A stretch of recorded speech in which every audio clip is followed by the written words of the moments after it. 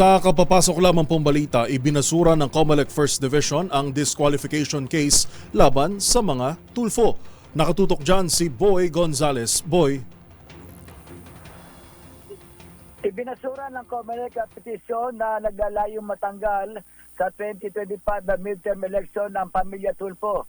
Ayon kay COMELEC Chairman na George Erwin Garcia, pinawalang saysay ng COMELEC First Division ang petition for disqualification na inaay ng isang Virgilio Garcia laban sa miyembro ng pamilya Tulfo na kakandidato sa 2025 election. Kabilang sa pamilya Tulfo na kandidato sa halalan ay sina ACT CIS Representative Erwin Tulfo, na tumatakbong Senador Jocelyn Pua Tulfo ng Quezon City 2nd District, Representative Rafa Wendell Tulfo, dating Tourism Secretary Wanda Tulfo Teo at broadcaster na si Ben Tulfo.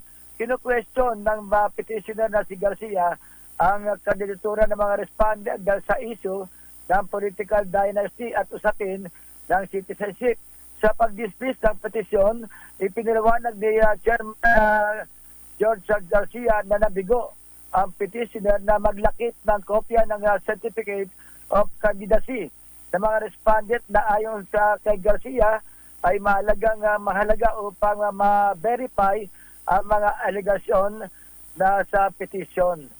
Para sa NBC TV Network News, ito si Boy Gonzales, una sa Pilipinas, una sa Pilipino. Maraming salamat, Boy Gonzales.